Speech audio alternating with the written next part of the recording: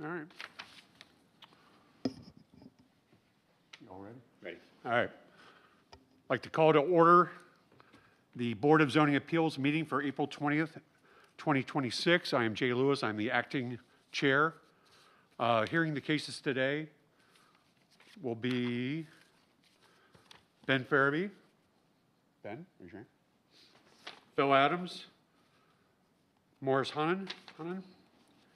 Larry Rosenfield, Melissa Yearden, and John Degman.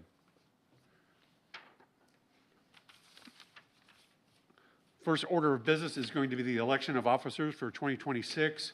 The last chair was Frank Cassidy. He termed out and also, I believe, moved. So I'd like to take a nomination for chairman. I nominate you. I'll second it. Okay, now hold on.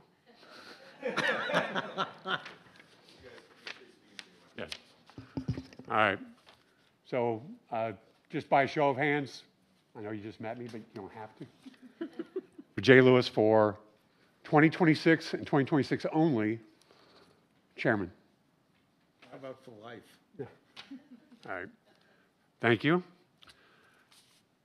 Next, we need a vice chair, and I'd like to nominate Morris. Second. Second. Well, show of hands. All right. And the last officer is our secretary, and that would be John Taylor. I nominate John to continue as secretary. Second. Second. All in favor? All right. Now, at this point, we have, I'm going to brief everyone on, we have 4 cases today, and this information I'm going to share applies to all 4 cases. So bear with me, it'll be a couple minutes. Our case rulings from this and any BZA meeting are available for public review and inspection during normal business hours at the town hall. Since our meeting is being conducted virtually via Zoom, please be reminded that in order to obtain a clean and clear record of persons listening live, it is important that all participants not speak over one another. If you would like to speak, please do so by raising your hand and wait till you are acknowledged by the chairman. At this time, I'd like to explain to the public the workings of the BZA. The Board of Zoning Appeals is a quasi-judicial body established to interpret and grant relief from the zoning ordinances. The Board of Zoning Appeals has jurisdiction over 3 types of cases: appeals, variances, and special exceptions. Appeals are heard regarding administrative actions or decisions by the zoning administrator or staff. Variances, which is all 4 of these cases today, may be granted when strict application of the zoning ordinances would cause an unnecessary hardship. The board's actions must be based on specific standards as contained in the South Carolina Local Government Planning Enabling Act of 1994 and the Town of Kiowa Island Zoning Ordinance. Special exemptions allow the board to permit uses if certain conditions as contained in the zoning ordinance are met. A simple majority vote of the quorum present is required to grant a variance or to overturn a decision by the zoning administrator in an appeal or to grant a special exception. Because today's hearing is a public fact-finding meeting, we are in compliance with the Freedom of Information Act and South Carolina Code 6-29-70. 15 days prior to this hearing, an announcement was printed in the Post and Courier, a sign was posted on or near the designated properties, and the notice was mailed to the applicant or representative, to residents within 500 feet of the application, and to parties of interest. Persons, organizations, and news media that have requested declaration of our meeting have also been notified. The Freedom of Information Act does not require notification of anyone other than the applicant and the parties of interest. Our purpose today is for interested parties to be heard in order to assist the board in gathering evidence pertinent to each case. If the members of the BZA feel the need to further information to clarify a case, the board has the authority to subpoena witnesses. In addition to your testimony, the board has been presented with written information submitted to the staff by the applicant or their agents for each case. The information is now considered to be evidence and is entered into the permanent record of this body. It is assumed that it is complete, true, and accurate. Also, we have been presented data assembled by the staff for the purpose of clarifying the location and effect on surrounding property. Our board is empowered to approve with conditions, or to deny your request. If granting a variance, the Board of Zoning Appeals may attach to it such conditions regarding the location, character, or other features of the proposed building structure or use of the boarding or use as the board may consider advisable to protect established property values in the surrounding area or to promote the public health, safety, or general welfare. We are also authorized to defer a case should there be the need to attain additional information. If an applicant's request is approved for a special exception, a variance, or an appeal of the decision by the zoning administrator, they must go to the town of Kiowa Island to apply for permits. Variance and special exceptions granted by the BZA are valid for 12 months after this meeting. However, if an applicant's request is disapproved, they may wish to appeal the decision of the board concerning their case. Appeals must be addressed to the circuit court. South Carolina Code 6-29-820 states that the appeal must be filed by the applicant within 30 days after the decision of the board is mailed to them. Failure to file for an appeal within the time limit deprives the court of the jurisdiction to hear the matter. Last page. Because today's hearing is a public fact-finding meeting, we are in compliance with the Freedom of Information Act and South Carolina Code 6-29-70. Because this is a quasi-judicial body, everything said in the meeting must be complete, true, and accurate. All the information provided to the BCA is considered evidence, and the board may certify contempt of circuit court if false statements are made, either in writing or orally. Staff has placed a sign-up sheet for any person wishing to address the board, to which we will call individuals one by one to approach the podium to share public comments. Reminder to please speak into the microphone so that the record is clear and accurate. Also be reminded that all persons who wish to speak shall direct their comments to the board and not to the applicant or other speakers or parties of interest. Because of this, each person who wishes to address the board will be sworn in order to expedite this procedure. Those willing to speak, please stand at this time, and Mac will administer the oath. So any of the four cases. If you could, please stand and raise your right hand and repeat after me. I swear to tell the truth, the whole truth, and nothing but the truth. So help me God. Thank you. Thanks, Mac. Okay. At this time, I will call case BZA 25-000018 at 261 Seamarsh Drive. Staff will present the facts pertinent to the case. I'll then call the applicant up to address the case. The applicant shall please stand at the podium and state their name, their current address for the record before presenting testimony. I will then ask that all of them speaking either in support to come forward, followed by anyone who is opposing. The applicant will also have the opportunity for rebuttal after public comments are made. Thank you. John or Okay. Dan I will need to recuse myself. for this? Okay. You're welcome to just stay. I'm sorry, I did not introduce Dan Vincent or John Taylor, our staff.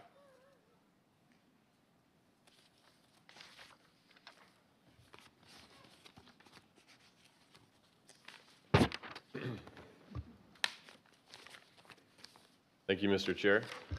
My name is Daniel Vincent, and I'll be presenting our first case today. Our first case is case number BZA 25-000018. The applicant and property owner, John and Kimberly, are being represented by Ms. Patty from Reliable Property Managers. And this variance request is a request for the reduction of the required 30-foot rear setback by approximately 33 square feet for the installation of a proposed staircase. Subject property is located at 261 Seamarsh Drive. TMS number is 207-04-0009. The lot size is 19,873 square feet. And the property is located in the R1 residential zoning district.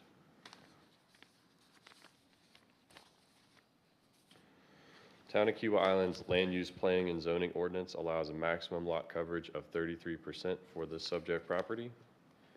The ordinance also requires a front setback of 25 feet, rear setback of 30 feet, and side setbacks of 15 feet.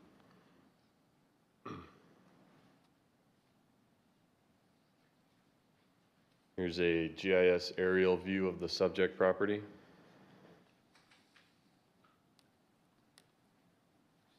And a zoning aerial view.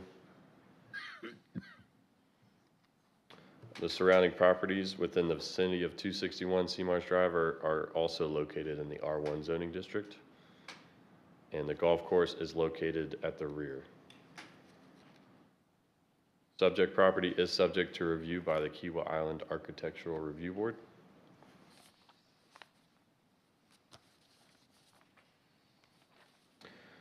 According to Charleston County records, the home was acquired by John and Kimberly on July 17th, 2024.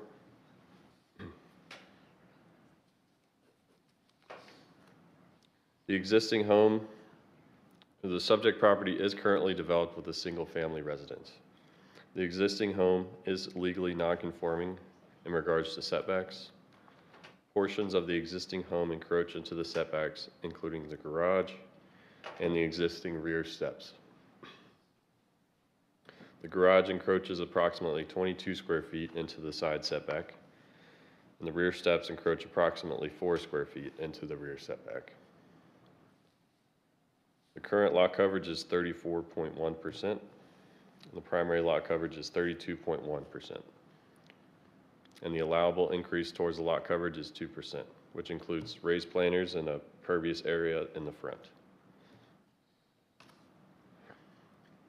The applicant's proposed plans include a renovation to the rear deck, including adding a staircase to the rear of the property off an existing deck, and removing the existing staircase at the rear.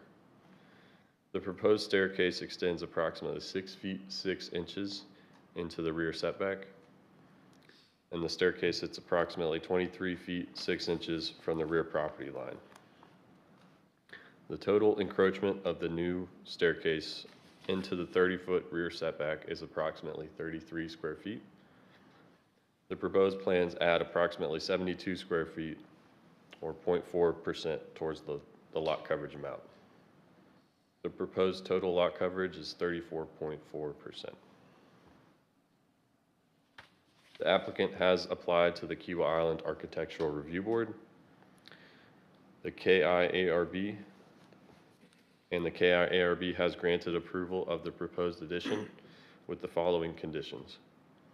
A proposed landscape plan showing revegetation of areas impacted by construction and new plantings as needed to meet current ARB standards and guidelines is required for review and approval.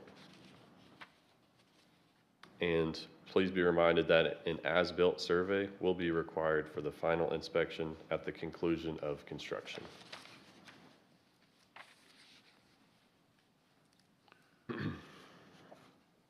A site visit was conducted on April 3rd, 2026, and the following determinations were made regarding the approval criteria as stated in Chapter 12 of the Kiawah Island Land Use Planning and Zoning Ordinance, Article 2, Divisions 5, and Section 12-163, Paragraph 4. Here's some of those site photos.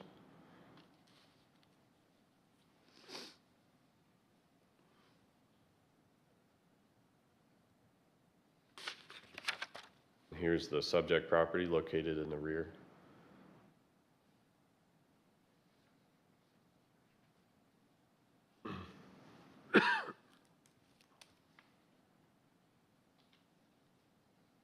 I'll now move on to the approval criteria. The BZA may grant a variance only if exceptional circumstances exist and where practical difficulty or unnecessary hardship is so substantial, serious, and compelling that relaxation of the general restriction ought to be granted. No variance shall be granted unless the applicant shall show and the BZA shall find that all criteria have been met. Start with criteria A. There are extraordinary and exceptional conditions pertaining to the particular piece of property. There may be extraordinary and exceptional conditions pertaining to the property. The existing home is non-conforming in regards to setbacks. Per the applicant's letter of intent, quote, the intent of this redesign for the rear deck is to replace the rotten boards and make the rear deck more symmetrical. The right corner of the deck will be extended approximately 6 feet, and the stairs will be centered on the steps leading from the house. Criteria B, these conditions do not generally apply to other properties in the vicinity. These conditions may be unique to the subject property and may not generally apply to other properties in the vicinity. Existing structures in the vicinity may or may not have similar encroachments. Per the applicant's letter of intent, quote, the property sits adjacent to a golf course and has a 30-foot setback that bisects the existing deck. The new deck design is more symmetrical and allows for better furniture placement and general purpose usage. Criteria C, because of these conditions, the application of this ordinance to the particular piece of property would effectively prohibit or unreasonably restrict the utilization. The application of this ordinance to 261 Seamarsh Drive would prohibit the construction of the proposed staircase, as the proposed staircase would encroach into the required 30-foot setback. However, it would not unreasonably restrict the utilization of the property. Per the applicant's letter, quote, the existing footprint of the deck limits its outdoor usage. Currently, there is no room for both a dining table and chairs along with lounge chairs to enjoy the view or outdoors.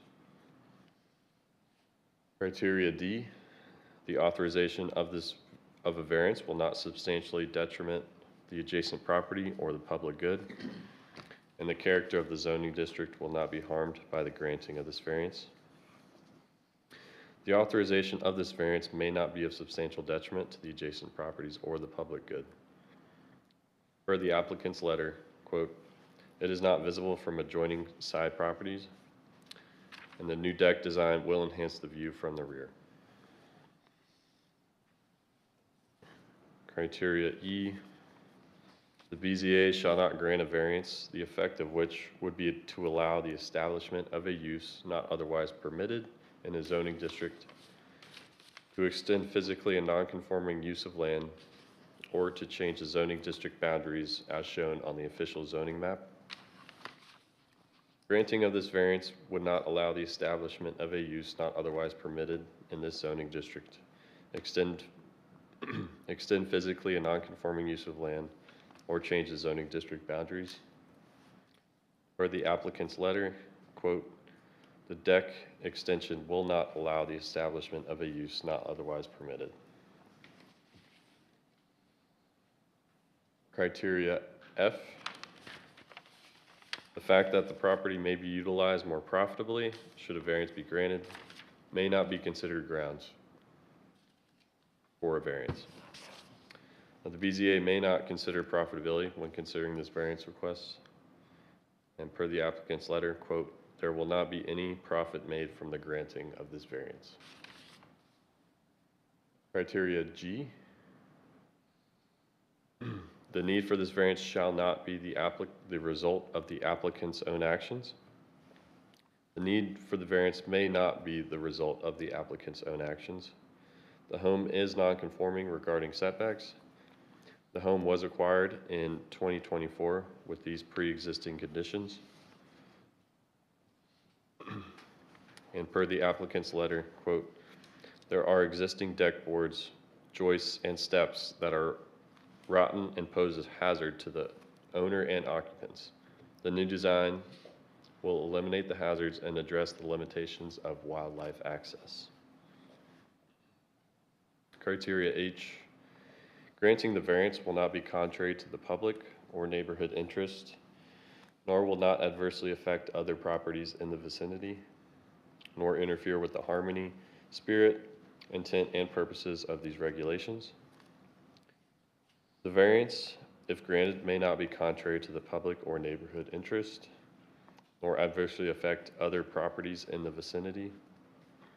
And per the applicant's letter, quote, granting the variance will not encourage activity contrary to the neighborhood interest and will not interfere with the harmony, spirit, or intent of rear decks and outdoor living.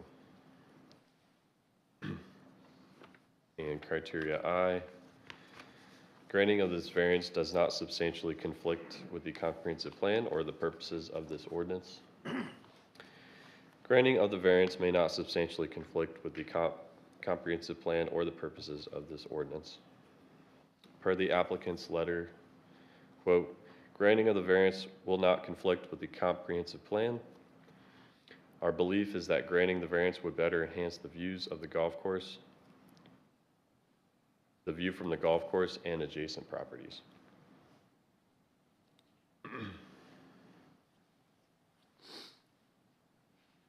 The Board of Zoning Appeals may approve with conditions, or deny case number BZA 25-000018.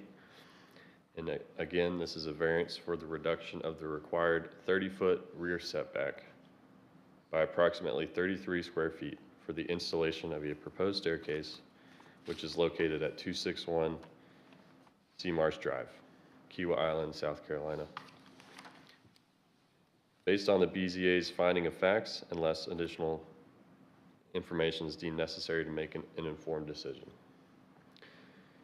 Should the BZA consider approval of this variance request, planning staff requests the following conditions of approval. Those conditions are: the applicant shall submit a landscape plan to be approved by the planning director, providing appropriate screening for the proposed encroachment. And number 2 is the applicant shall obtain an as-built survey post-construction to verify all encroachments match the proposed plans. This concludes staff's presentation. Thanks, Daniel. Any questions for staff? Anyone? Just raise your hand if you have one. Seeing none. I didn't see anything in the packet. Was any on the other side of 261, 260, or 262 respond? We haven't received any letters for or against this variance. Thank you. I now ask that the applicant come forward, state your name, address, and affiliation with the case.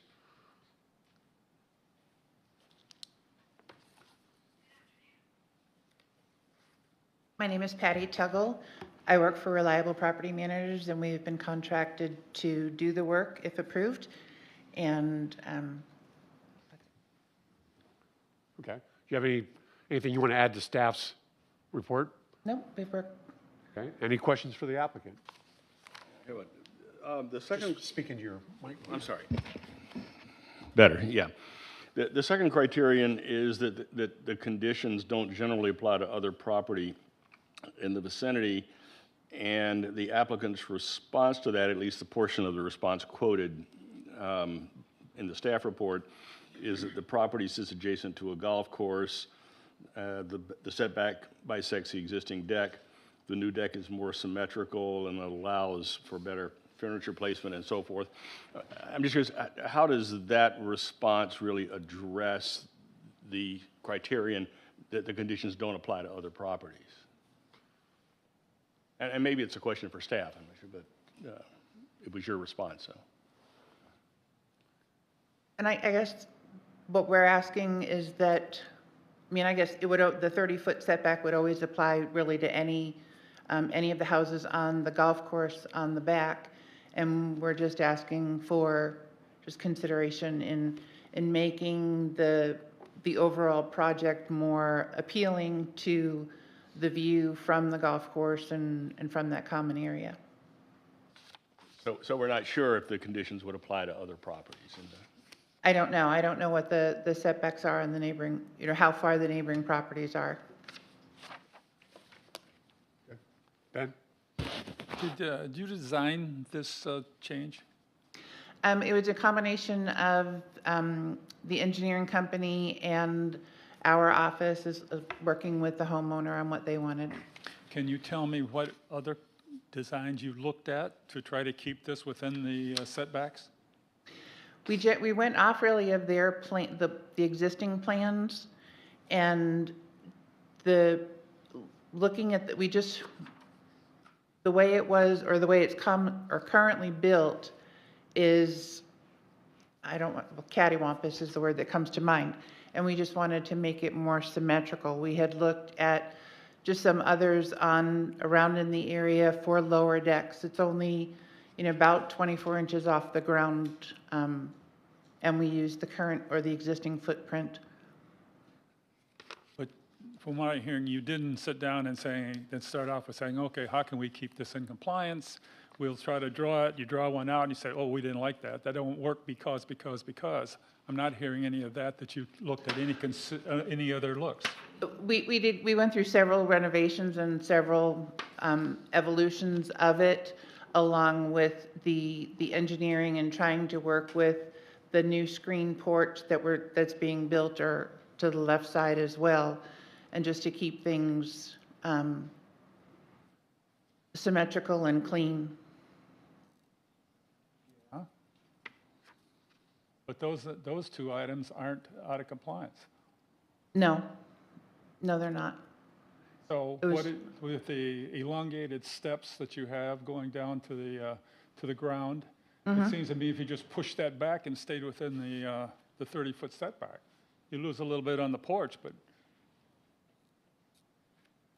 If you push that back to keep the whole thing in the 30-foot setback, we'd lose quite a bit of the porch, and that you would lose the ability for lounge chairs. in the dining room, No, the dining room would be okay. It would be along the lower portion of the deck where we wanted to put lounge chairs. You would lose that depth between the steps coming down from the back of the house to then the steps going to the rear yard. yeah, but you're right, I've said this is for the dining table and chairs and lounge chairs. The dining table is off to the left in the corner where it's outlined in red is where the dining area is going to be. Yeah. And then the lounge chairs are the lower portion off of the longer steps from the back of the house to the golf course.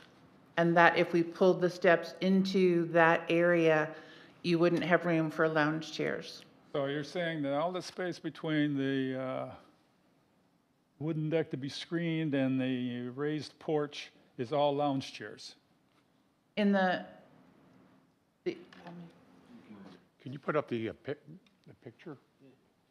this area right here. I don't know, are you looking at the same one I am? Is this the same one? Okay. Here, Patty, you can use the mouse over here.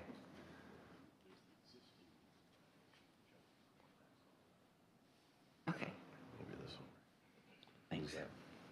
There we are. Okay, this area right here is intended for lounge chairs. Right.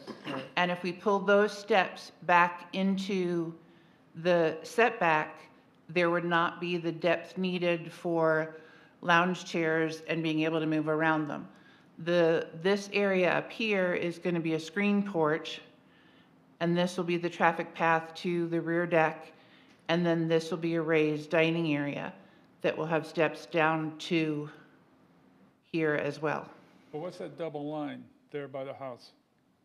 That one? Right there, Yeah. those are steps coming off the back of the house. And so the steps all the way across and Yes, there's doors all the way across the back of the house?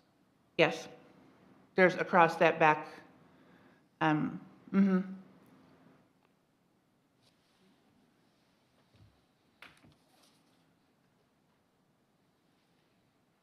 I'm done.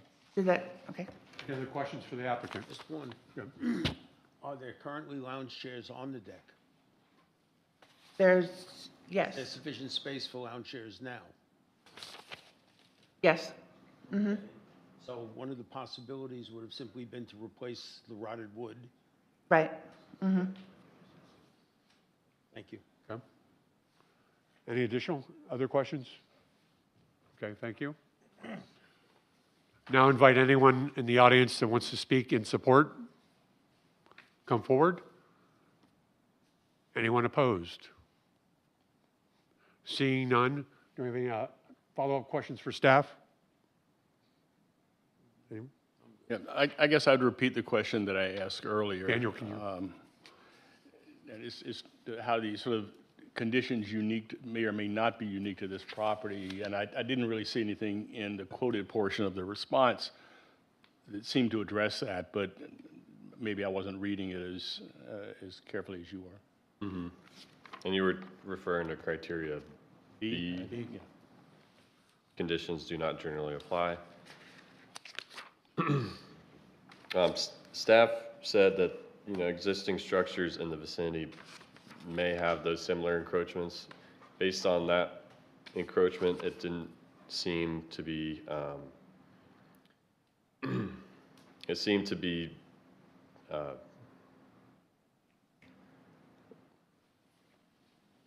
it didn't apply to other it was different, it was unique.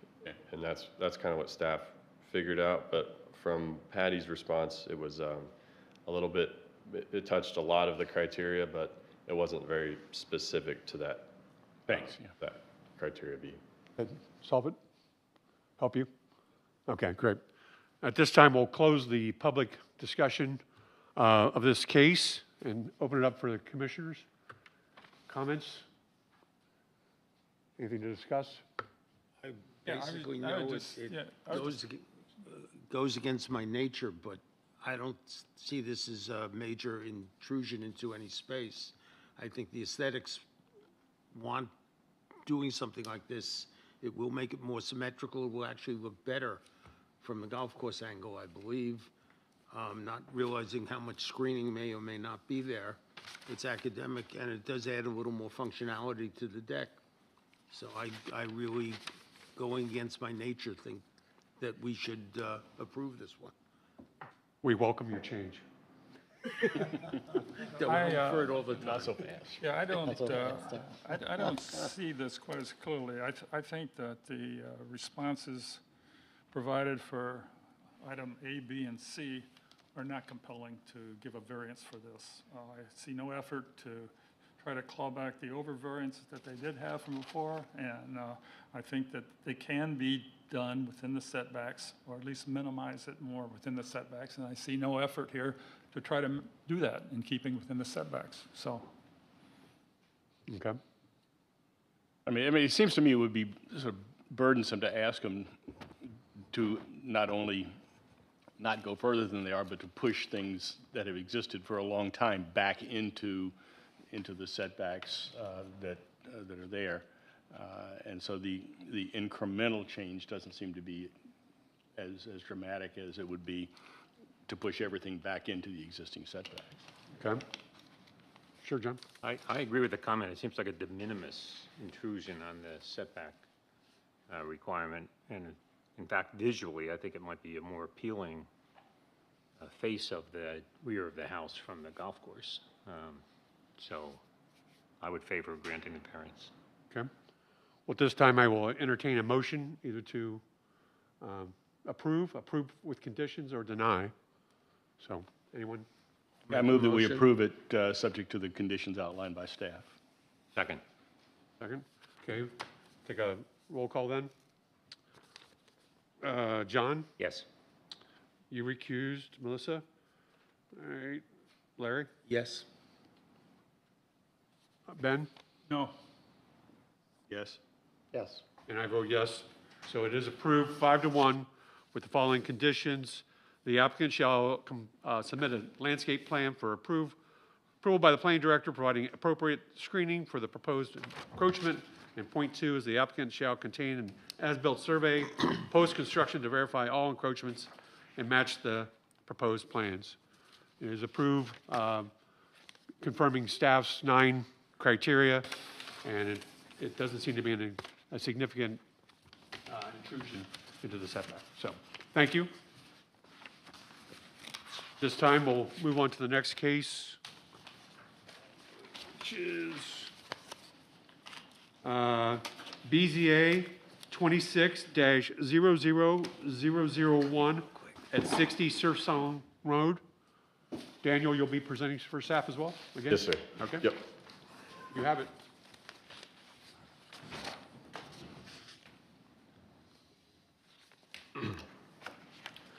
Thank you, Mr. Chair. Our next case today is case number BZA 26-000001. The applicant, Robert and Mary Engel, being represented by Kate and Ryan of Bow Clowney Architects. The variance request is is for a reduction of the required 30-foot rear setback for a by approximately 56 square feet for a proposed renovations located at 60 Surf Song. Property is at 60 Surf Song Road, TMS number 264-14-00-060. The lot size is 23,391 square feet, and the property is located in the R1 residential zoning district. I guess I couldn't fit that on there. The Town of Kiawah Island's land use planning and zoning ordinance allows a maximum lot coverage of 33%. The ordinance also requires a front setback of 25 feet off Surf Song Road, a rear setback of 30 feet, and side setbacks of 15 feet from lot 59, and a 20-foot side setback off of lot 61. The subject property is legally non-conforming in regards to setbacks and lot coverage. Here's a GIS aerial view of the subject property. Excuse me, it's the property is legally non-conforming in regards to setbacks, not lot coverage. Here's a GIS aerial view. Here's a zoning aerial view. Surrounding properties within the vicinity of 60 Surf Song Road are also located in the R1 residential zoning district. Subject property is a flag lot with a boardwalk leading towards the ocean. Subject property is subject to review by the Kiawah Island Architectural Review Board.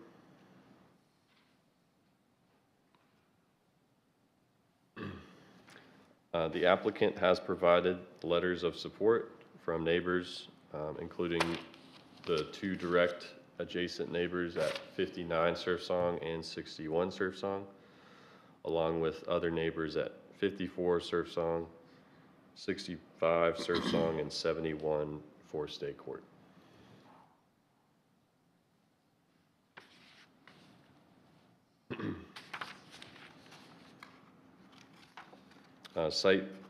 Staff took a site visit on April 3rd and took a few pictures.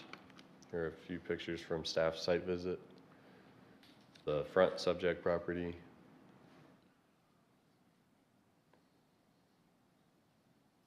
On the top right is the rear of the property with the boardwalk that leads towards the beach. And here's the subject property.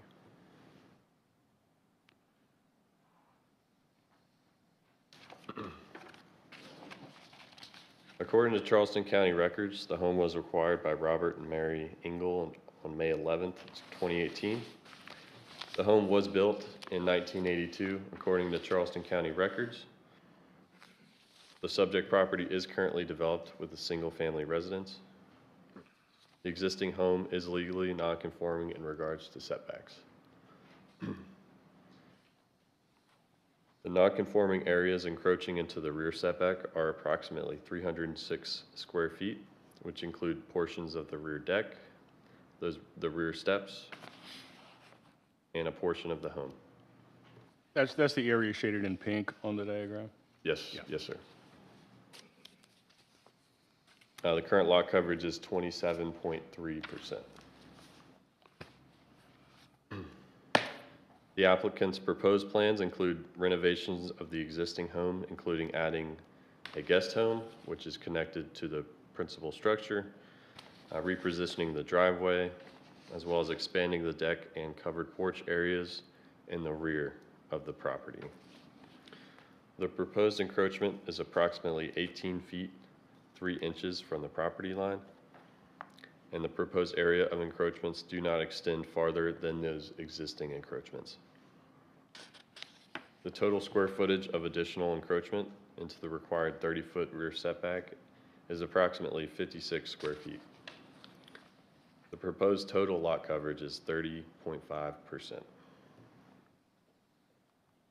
The applicant has applied to the Kiawah Island Architectural Review Board, and the KIARB has granted conceptual approval stating, given the presence of oaks in the buildable area at the front of the house that were preserved by pushing the house back on the lot, the KIARB has given conditions of approval which include a final landscape plan and an as-built survey.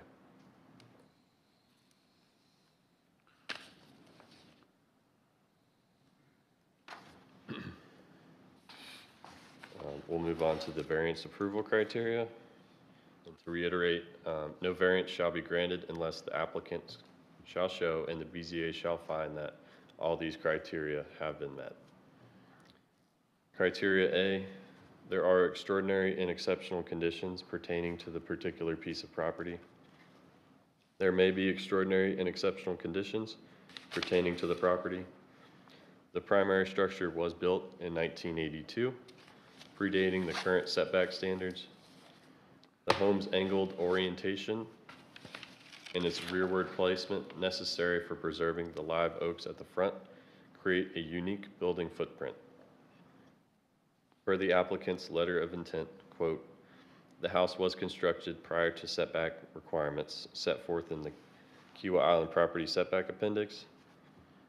There are large live oaks between the front of the house and Surf Song Road, which may be the original reason why the siting of the house was towards the rear of the property line.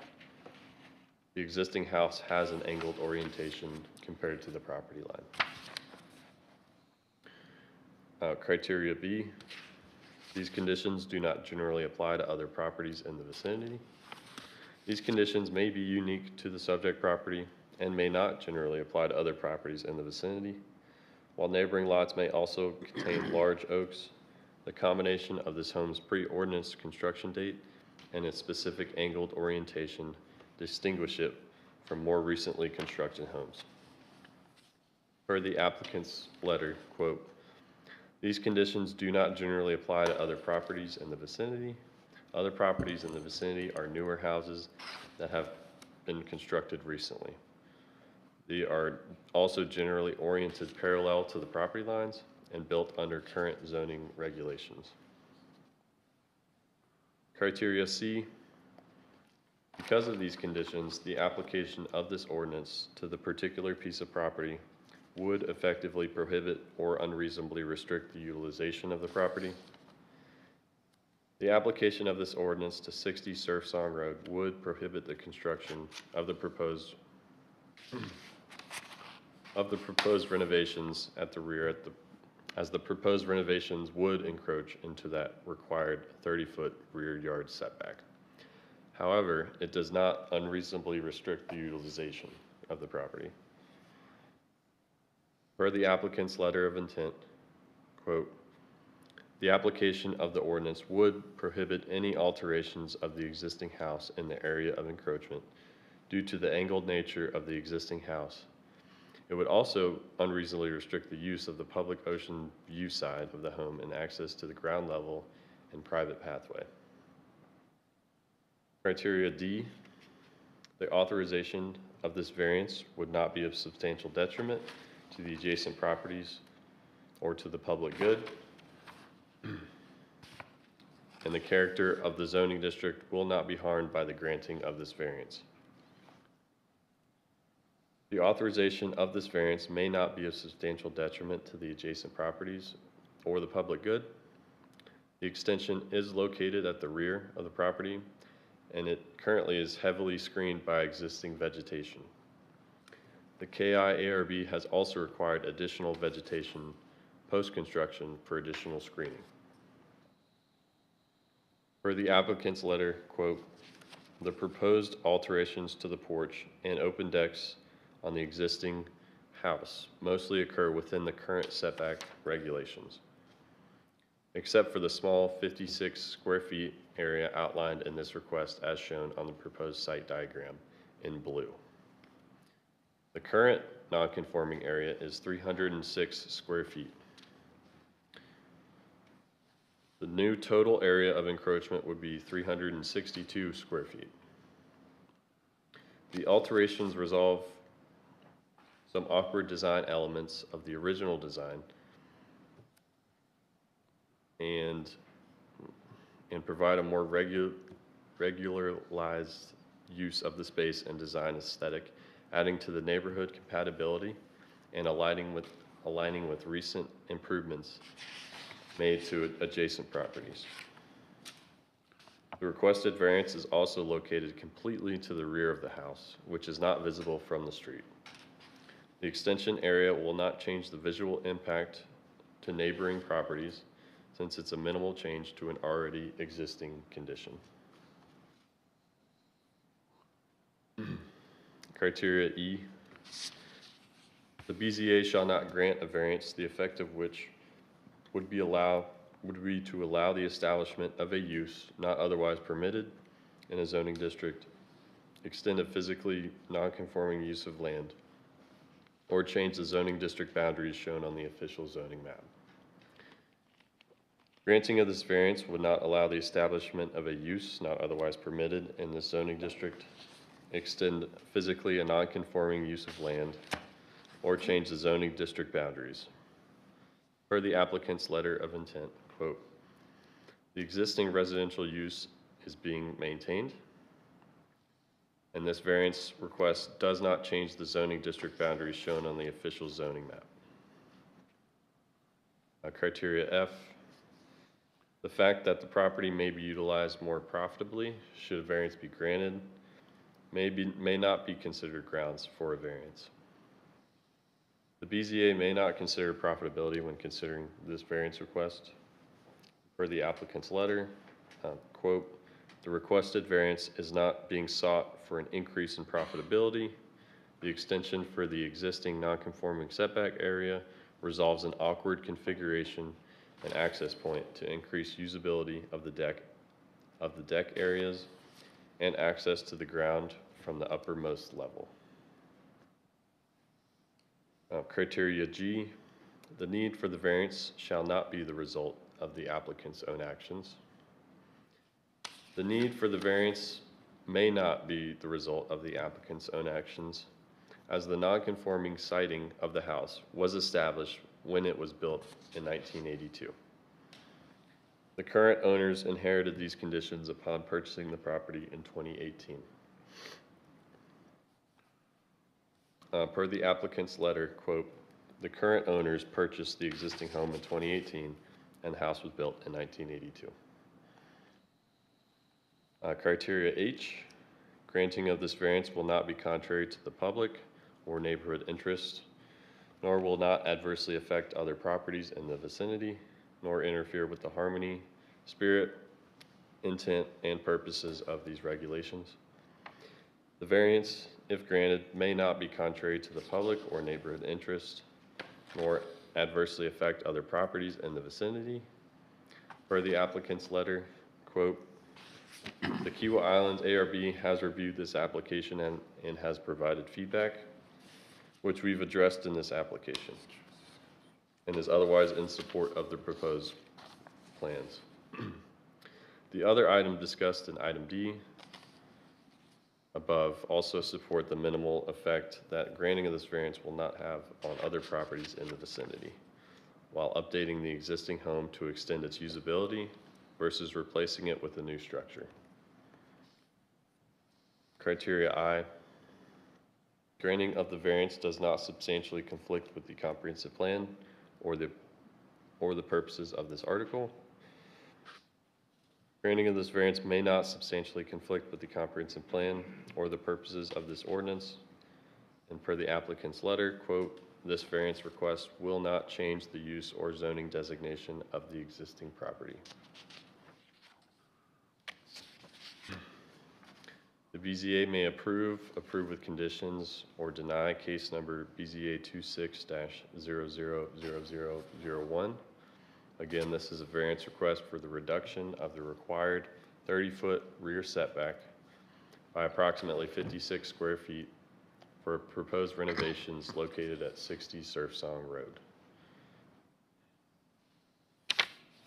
In granting the variance, the BZA may attach such conditions regarding the location, character, and other features of the proposed building structure, or as the board may consider advisable to protect established property values in the surrounding area or to promote public health, safety, or general welfare. Should the BZA consider approval for this variance request, planning staff requests the following conditions of approval. Number one is the applicant shall submit an landscape plan to be approved by the planning director, which provides appropriate screening for the proposed encroachment. Number two, the applicant shall submit a tree preservation plan to preserve the oaks adjacent to the proposed encroachment. And number three, the applicant shall obtain an as-built survey post-construction to verify all encroachments match the proposed plans. This concludes staff's review. Thanks, Daniel. Questions for staff? The major renovations are basically in the front of the house, correct? Yes, so if you look at this current site plan here and the proposed, there's a guest house located on the left-hand side in orange. Mm-hmm. That's new. They're changing the direction, orientation of the driveway, Right. and then the rear of the house is also being adjusted with the encroachment of the 56 square feet. Daniel, how many non-oak trees will be affected by the clearing? I'll defer that to the applicant if they'd like to come up and talk about it. Not in a second. Oh. Any other questions for staff? Daniel, I saw that we had letters of support from 5961 and then a house is a little bit further away. Did we get anything from 58 or 62 Surf Song? I have not received anything from there, but if that, we have not received anything from those Okay. neighbors, no. All right. Anything else for staff? All right. At this time, I'd like for the applicant to come up, state your name, address, affiliation with the case.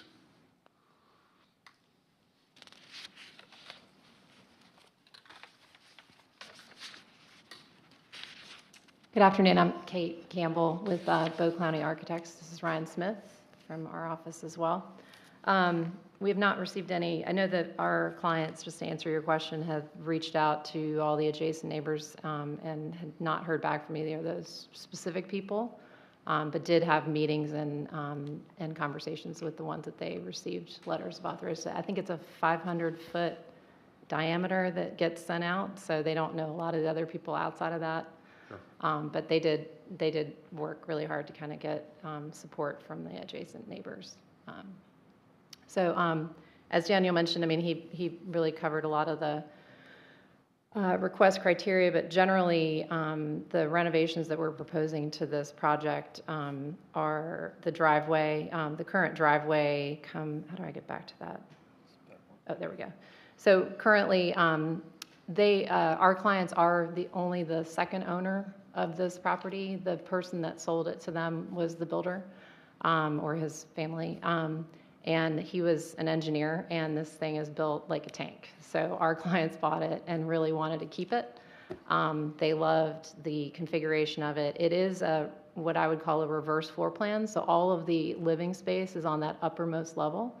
And that's why when you look at the photograph of the deck that we're touching, that's currently encroaching into the setback, that is the kind of second means of egress from that upper living area. Do you have a pointer or the mouse to use? Yeah, so. Oh, use the mouse, okay. I have to, sure. You have to touch the screen. Yeah, okay, gotcha. So this is as viewed from the public access, or not the private access here, kind of taken from here, looking back towards this encroached area. So a majority of they have like a sunroom here.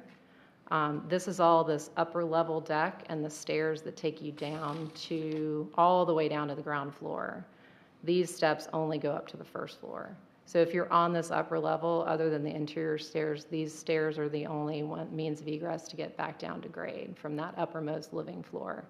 The second floor has guest rooms and as such. And so we started this project wanting to really update the house. The driveway is very difficult to get into the existing garage, which is being maintained here. And so one of the things that we're looking at is we are removing these two trees here to answer the board member's question for the addition of it's actually a guest room that's linked at that upper level entrance area. But navigating into this garage is very difficult in general, even without doing the guest house. So we're proposing to reorient the driveway using the existing curb cut, saving the live oaks and coming along this side here to be able to enter directly into the garage. In speaking with the neighbor to was that the west? 59. We are eliminating this pullout here because it is fairly close to the property line, and we're looking to adjust the location of this. This is in between when we submitted and when we came before you. So there are going to be some alterations to that, but the majority of the guest parking is now located over here. This guest room addition is at the first level of the house.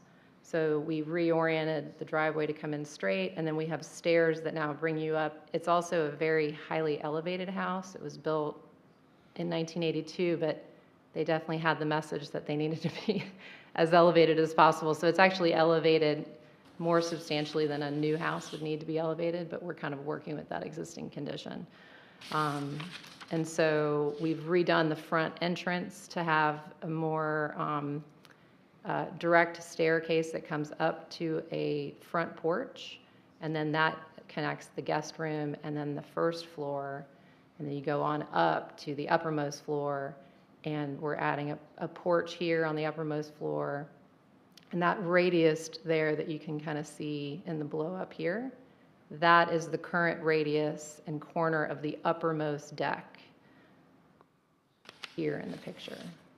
And so all of this area, and then the subsequent covered deck down below, and then the stairs down below, most of this area, including the sunroom, is currently in that zone of nonconformance that's outlined in red. In going to the town of Kiowa ARB, they had advised us that maintaining this existing encroachment was really important. And so we don't want to go any further than that, but just architecturally, we'd like to regularize the deck upstairs. We did bring some exterior elevations that aren't in the packet if you all would like to see what it looks like. But I don't know if is our packet in here? Yeah. If you can see, this is that upper deck here from the driveway side. So here's that garage that we're pulling straight into now. And then that's the upper deck. So all of this area is not viewed from the street at all. But we're basically adding a porch to the face of this piece. And providing more exterior space outside, maintaining the egress down to grade from that uppermost level. Did you want to? So I can answer some more specific questions. I mean, I think that, sorry, speaking here. The main kind of design philosophy for all of this and is just regularization. There's a lot of push and pulling of volumes. There's some flying rafters. It's very awkward. And in regards to just, we've been working on this for, gosh, probably 4 years, just kind of on and off. But we came to, with working with Jane Maybank and Jen Hayes at the ARB, a kind of consensus on how to get the most regular product with this amount of encroachment. We did look at other versions of the porch that didn't protrude. What we looked at, obviously, just we would love to not have to come get a variance, and just what that would look like. And it ended up just creating more awkward spaces. So really to try to get and kind of bring the house to what we felt like needed to be is kind of why we're here for this variance request. But yeah.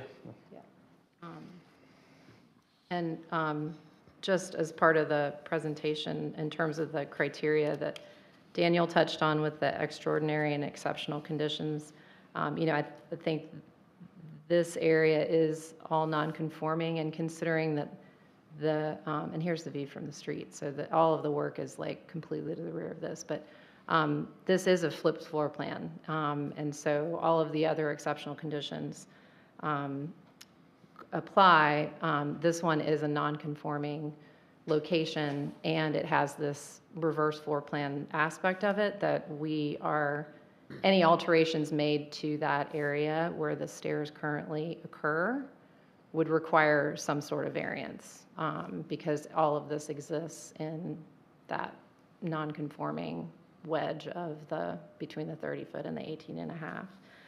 I had another note. And with the overall lot coverage, we are increasing it. We're still under the 33%. We're at 30.5. And the 56 square feet that we're asking for is less than 1% of the lot area and only 7% of the overall, overall lot coverage.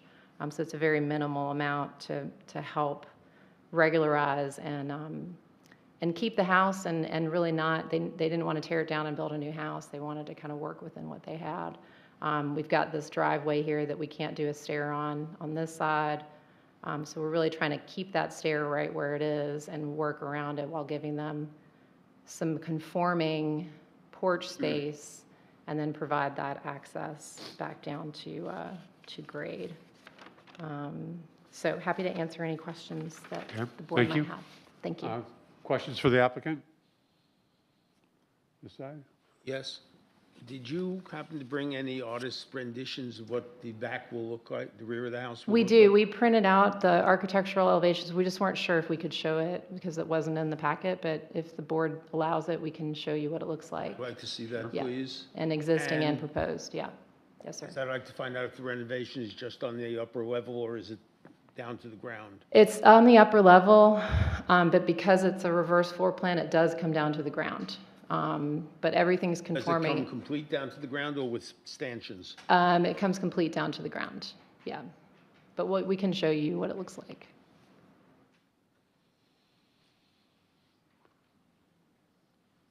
You don't have that electronically? Unfortunately, no, yeah, sorry. Yeah. We printed it out, but we can. While you're going through that, I had a question on the 2 trees that will be removed. What are they and what is the diameter?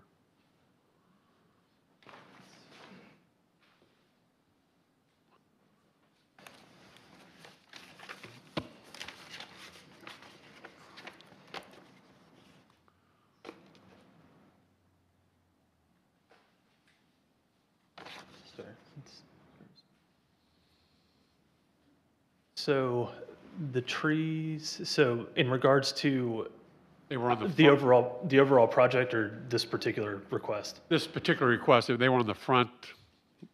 Anything picture. anything that the variance request would touch would all be, we're not removing any trees. There will be, and we've spoken with Jen Hayes about this one right here.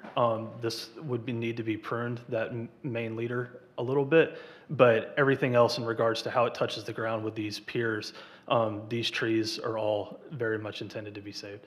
I thought I heard two were coming out. They were, they're part of the overall project, but they don't pertain to this variance request. Okay.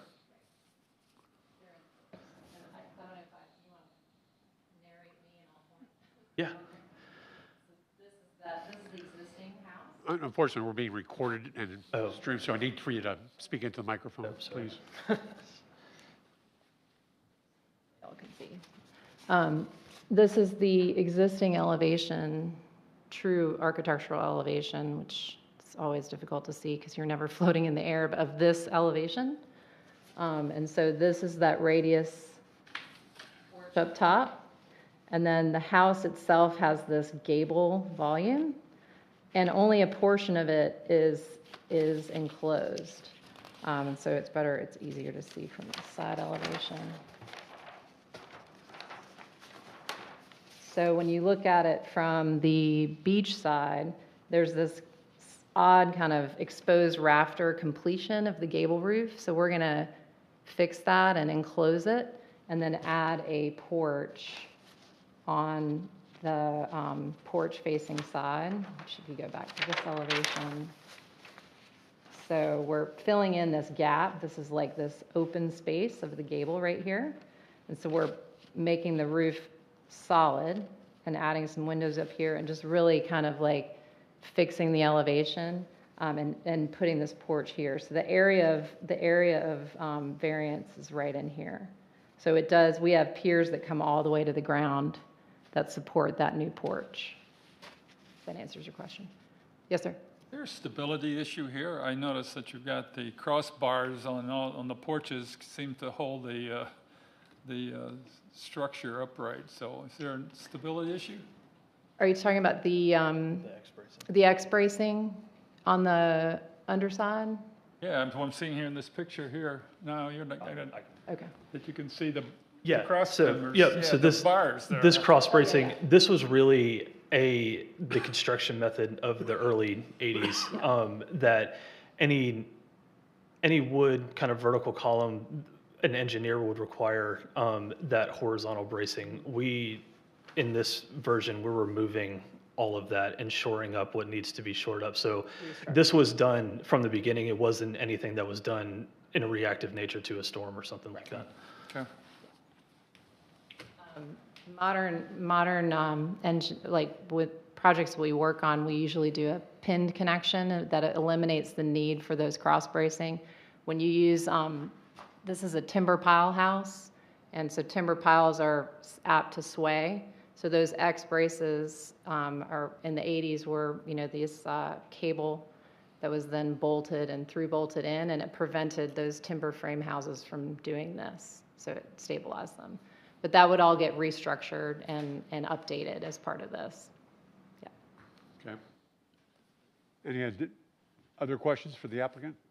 Can I see that up close? I only have one eye. I need a little more distance, please. Thank you.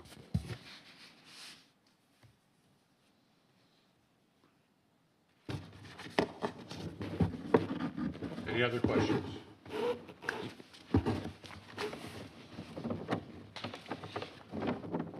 I'll let you look at that. Well, we may recall you back if you ask questions. Anyone want to speak in support in the audience? Anyone else? No. Good. Okay, thank you. All right. Seeing none, anyone opposed? Seeing none, last chance for questions. Any questions for staff? Come back. All right. At this time, I'll close the public portion of the case and open it to the commissioners to discuss. Comments? Anyone? I mean, it looks to me like they've made an effort to, if not extend further into the,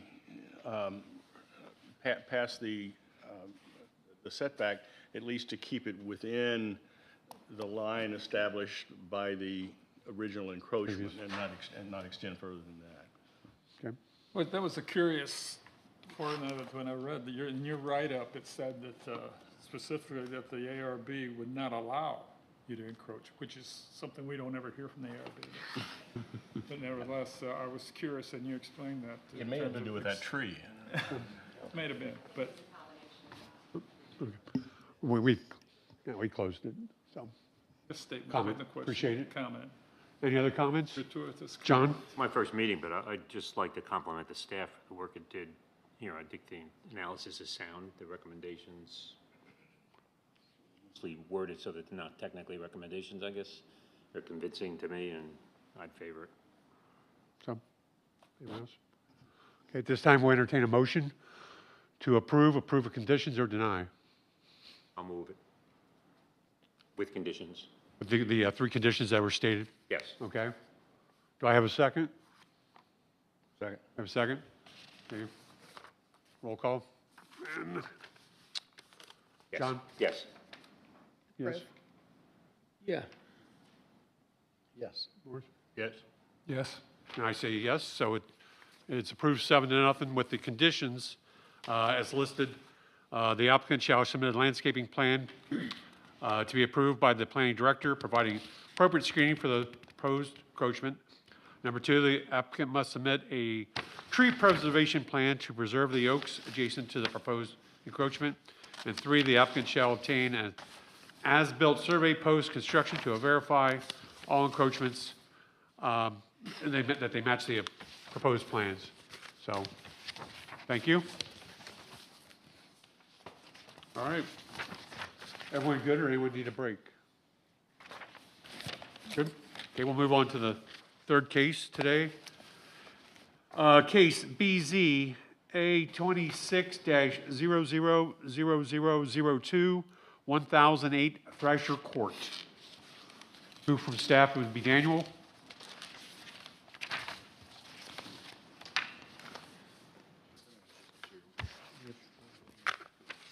The material for this one, although it was online, is not in the packet. It's not in the Okay. packet. It's not here. Daniel, it wasn't in the packet, it was online. And just for some reason, in this case, I had problems printing it. So, I heard the problems. Do apologize. Some issue came up with how it was posted online, and so we had some issues with it. Do y'all need some time to look at case materials? Or personally, I was able to review it. It's good to print out a couple pages I wanted, but. When you sent it to me the second time, I got it. Okay. And I was able to print it, so. yeah, there's Were you some. able to print it? Yes, the second time. Okay. He sent it to me in a different format. We'll need your copy next time. What?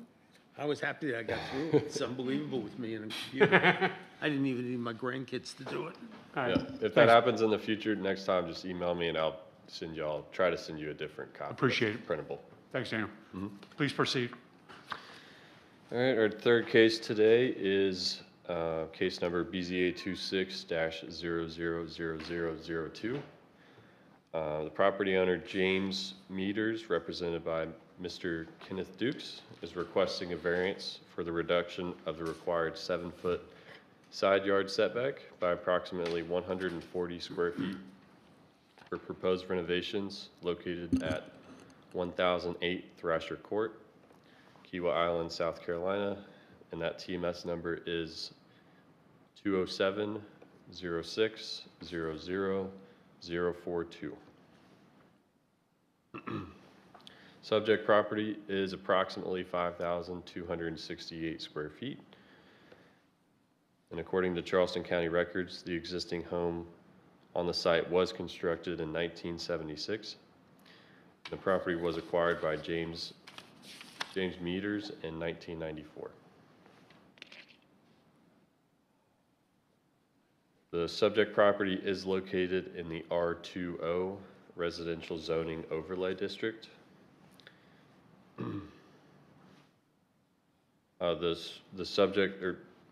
Town of Kiawah Island's Land Use Planning and Zoning Ordinance requires a front setback of 15 feet, a side setback of 7 feet, and a rear setback of 10 feet.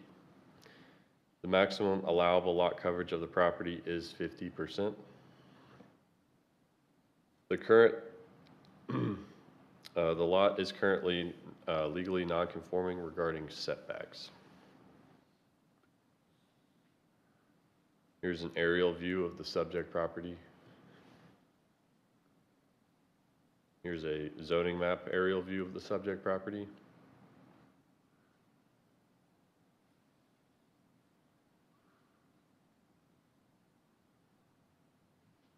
Staff took a site visit on April 3rd, 2026, and took the following pictures. There's the front section of the property, adjacent properties, the rear properties, the bottom left, then the rear looking onto that subject property is number 5 and 6, the bottom middle and bottom right.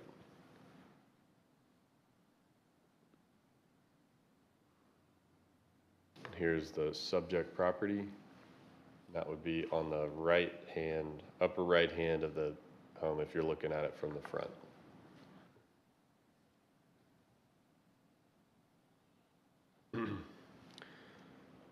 Portions of the existing home encroach into the required 7-foot side yard setback and the required 15-foot front yard setback by approximately 282 square feet.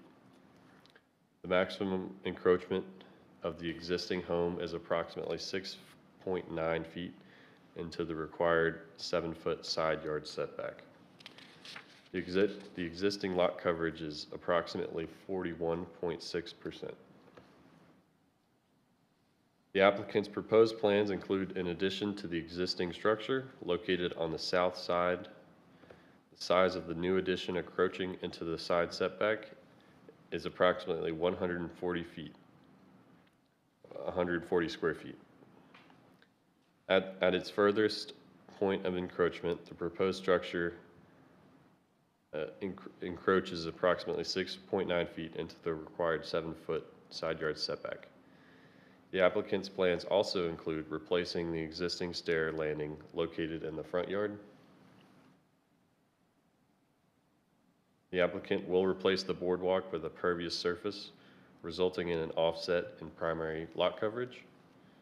The total proposed lot coverage is 49.66%. The applicant has applied to the Kiawah Island Architectural Review Board, and the KIA ARB review is pending. The applicant has applied to the Kiawah Island Cottage Owners Association Board and has been granted approval.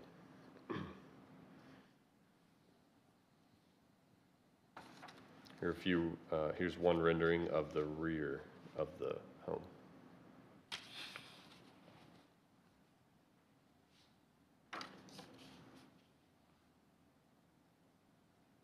Move to the approval criteria. Criteria A, there are extraordinary and exceptional conditions pertaining to the particular piece of property. There may be extraordinary and exceptional conditions pertaining to the property due to the setback lines of the property being established after construction of the property. The residence was constructed in 1976, and the recorded plat dated June 2nd, 1976 indicates a 0 lot line on the left side of the property.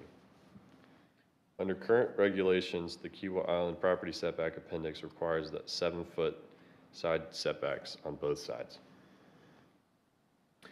Per the applicant's letter of intent, quote, the setback lines for the property were established years after the cottage was built.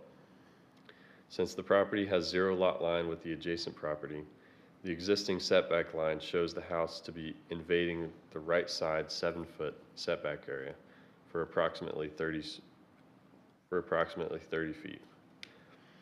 The planned addition on the right side will extend this by approximately 19.9 feet.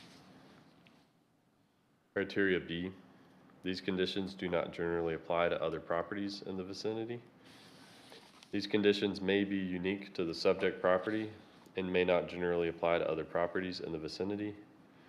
While all current developed lots on Thrasher Court and the majority of Sparrow Pond are subject to either a 5-foot or 7-foot side yard setback requirements, the recorded plat reflects a 0 lot line condition on one side of each lot. The majority of developed lots on Thrasher Court utilize both sides as 0 lot line setbacks. The subject parcel is zoned R20 Residential Overlay District, consistent with adjacent properties. Existing structures in the vicinity may have similar encroachments based on current setback standards. Per the applicant's letter, quote, since other properties in the vicinity generally have at least one side of the house that is not a zero lot line, the condition of having both sides of the house currently encroaching into the setback areas is unique. Criteria C, because of these conditions, the application of this ordinance to the particular piece of property would effectively prohibit or unreasonably restrict the utilization of the property. Application of this ordinance to the subject property would prohibit the construction of the proposed addition due to the encroachment into the required 7-foot side yard setback. However, it does not appear to unreasonably restrict the overall use of the property. Per the applicant's letter, quote, the ability to have an additional bathroom greatly increases the livability of the cottage. Criteria D, the authorization of a variance would not be of substantial detriment to adjacent properties or the public good, and the character of the zoning district will not be harmed by the granting of this variance. The authorization of this variance may not be of substantial detriment to the adjacent properties or the public good. The proposed addition is located on the side of the structure and does not extend beyond the existing side building line of the existing home. Per the applicant's letter, quote, a large percentage of the cottages in Sparrow Pond have made this addition. In addition, the addition is located at the rear of the cottage and is not visible from the street. The addition is consistent with the overall design of the cottage and will match existing colors and roof. Criteria E, the BZA shall not grant a variance, the effect of which would be to allow the establishment of a use not otherwise permitted in the zoning district, to extend physically a non-conforming use of land, or to change the zoning district boundaries shown on the official zoning map. Granting of this variance would not result in the establishment of a use not otherwise permitted in the R20 residential overlay zoning district, would not physically extend any non-conforming use of land, nor alter any zoning district boundaries. Per the applicant's letter, quote, no zoning boundaries will change as a result of this project. The use of the property will continue to be that of a vacation home with periodic rentals. Criteria F, the fact that the property may be utilized more profitably should a variance be granted may not be considered grounds for a variance. The potential for increased profitability shall not be considered grounds for this variance. Per the applicant's letter of intent, quote, the sole reason for this variance is to make the property more livable and to enhance its comfort and appearance. It will also add the appearance of the community by upgrading windows, doors, and walkways. Criteria G, the need for the variance shall not be the result of the applicant's own actions. The need for the variance may not be directly attributable to the applicant's own actions. The structure was built prior to the implementation of the current setback regulations and is considered legally non-conforming. Per the applicant's letter, quote, the need for this variance is the result of the setbacks that were established after the property was built upon and place the house structure inside the setback area. Criteria H, granting of the variance will not be contrary to the public or neighborhood interest, nor will it not adversely affect other properties in the vicinity, nor interfere with the harmony, spirit, intent, and purposes of these regulations. The requested variance does not appear to adversely affect neighboring properties, nor does it conflict with the intent or purposes of the applicable regulations. The proposed side setback encroachment does not exceed the extent of the existing structure. Per the applicant's letter of intent, quote, granting of the variance will allow significant improvement in the appearance of a property built approximately 45 years ago, and continue to foster the improvements that have been made and are being made in the Sparrow Pond community. And criteria I, granting of this variance does not substantially conflict with the comprehensive plan or the purposes of this ordinance. Granting of the variance may not substantially conflict with the comprehensive plan or the purposes of this ordinance. Per the applicant's letter of intent, quote, the approval of the Kiawah Islands Cottage Owners Association Board has been granted and a review has been made by the staff of the Kiawah Island Architecture Review Board. The BZA may approve with conditions, or deny case number BZA 26-000002. Again, this is a variance request for the reduction of the required 7-foot side yard setback by approximately 140 square feet for proposed renovations located at 1008 Thrasher Court. Should the BZA consider approval of a variance, planning staff requests the BZA consider these following conditions. Those are: number one, the applicant shall provide an as-built survey to the planning director ensuring that the proposed addition conforms to the requested and approved encroachment. And number two is, prior to the issuance of a zoning permit, the applicant shall provide a landscape plan to be approved by the planning director showing enhanced landscaping corresponding to the proposed additions, which provides buffering to the street and adjacent properties. This concludes staff's presentation. Thanks, Daniel. Questions for staff? Ben? But Dan, there's one spot where you say that the KRB is pending review, and the other, Speak into your mic, please. in one spot you say that the Architecture Review Board is pending, and the other state parts you say that it's completed. Which is it? So the applicant provided a letter of approval from the Kiawah Island Cottage Owners Association Board, which is different than the Kiawah Island Architecture Review Board. That's a neighborhood HOA that they got approval from, but their ARB variance is Is still, immaterial to us. it's still pending. I don't understand. It's a separate. ARB is still pending? That's correct. The approval was from the local homeowners association. No, but it doesn't say that. It says the association board is granted and a review has been made by the staff of the KIA. Which page are you looking at? I'm looking at yours, the I.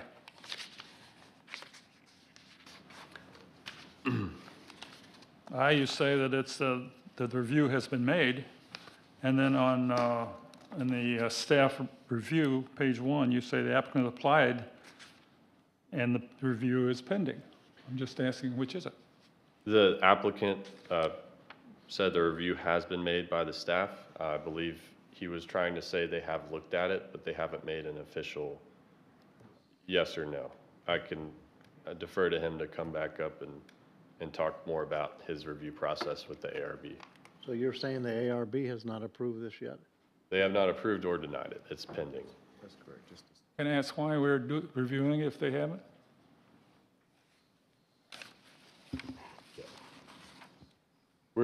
To reiterate, the approval process for the Kiawah Island Cottage Owners Association, they have approved that one, which is a HOA approval.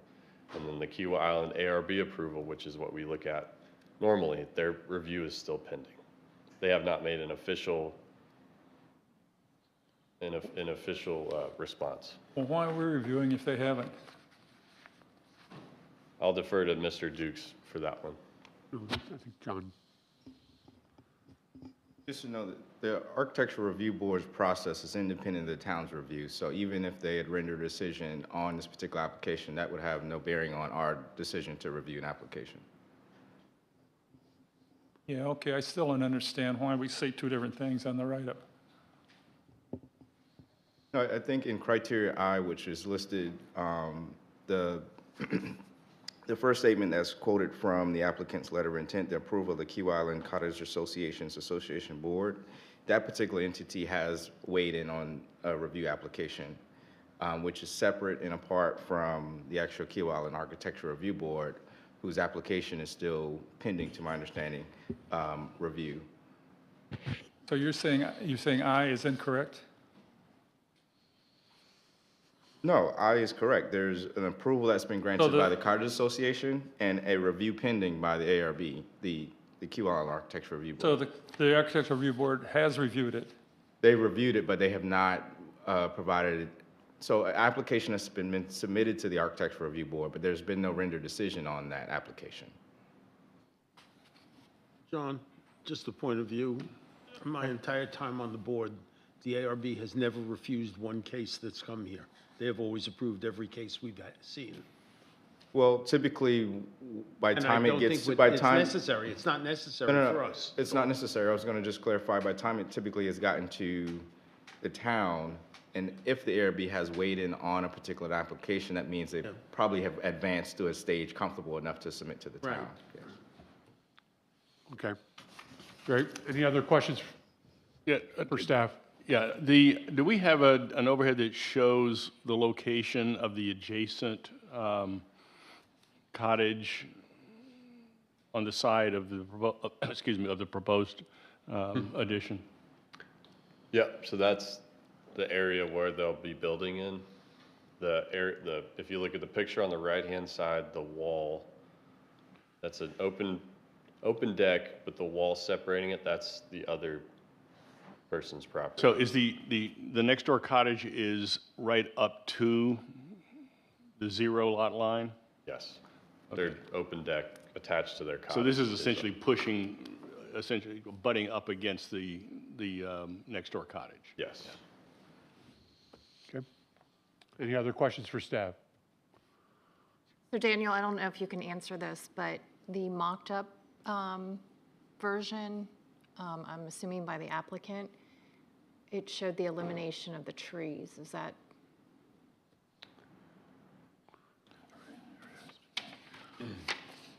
Are all those trees cut down then? I'll defer to Mr. Dukes to further weigh in. Okay. Any other questions for staff? Okay, thank you. At this time, we'll ask the applicant to come forward, state your name, address, and affiliation with the case.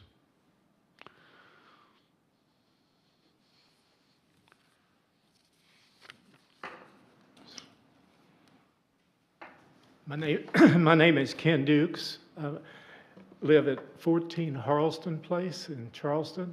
I also am a property owner in the Spare Pine Cottages where we're looking at today. This particular variance request has become a very common request in the Spare Pine Cottages because of the way the setback lines were established.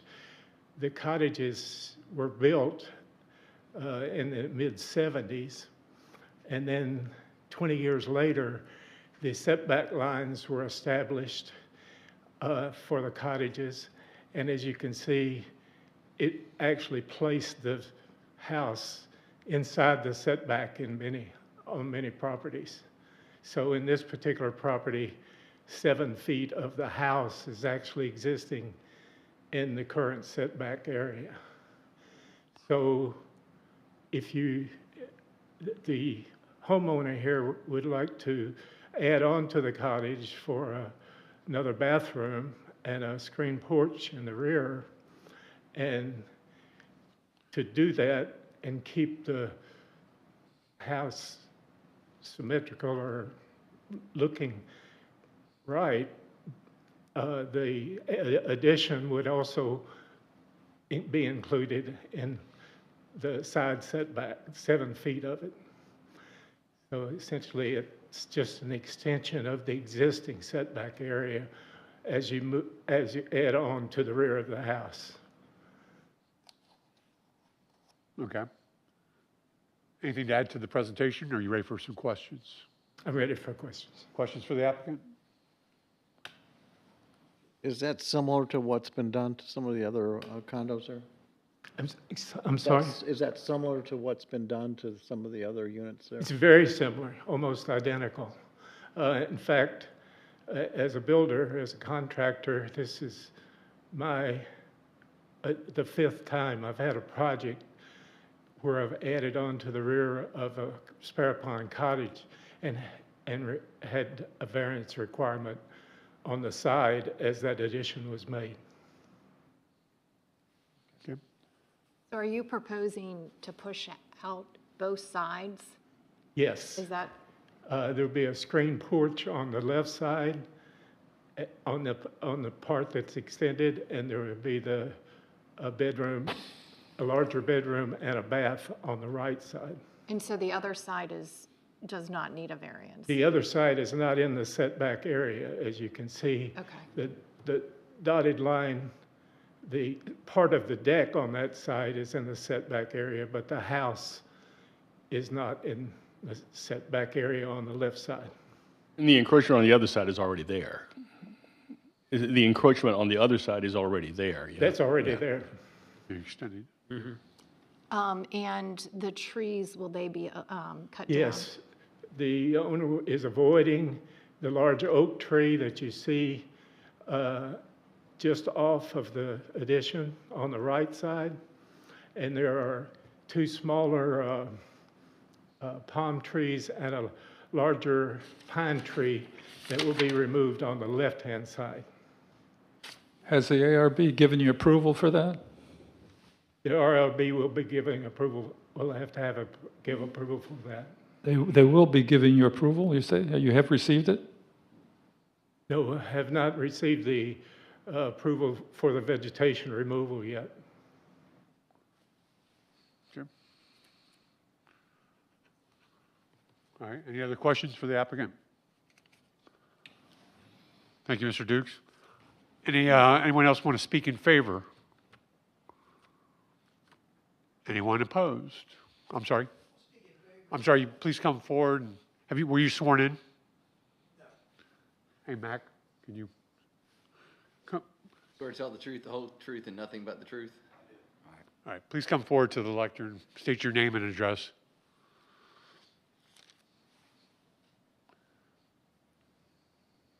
My name's Dave Ballard. I'm a resident, full-time resident in Sparrow Pond. I live at 1037 Warbler Court.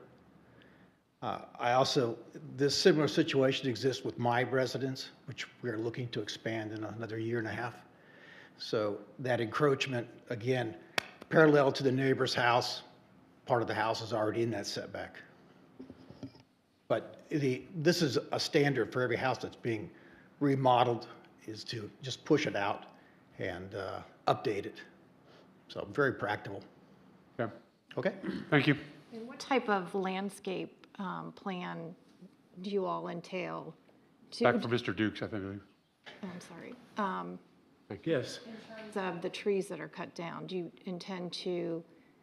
does the owner intend to plant more trees? Normally, the ARB would give us some guidance on that, on what vegetation and replanting they think would be necessary after we've got seen the drawings and know what's been removed and what would need to be added. John, is that something that you all can require?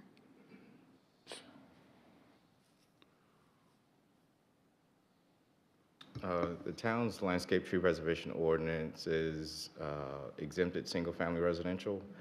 However, in your purview of the Board of Zoning Appeals, you may attach conditions to any of the decisions that you render. So, but specifically, the town's ordinance does exempt single-family residential. So we don't have a requirement for mitigation of any trees removal regarding single-family properties.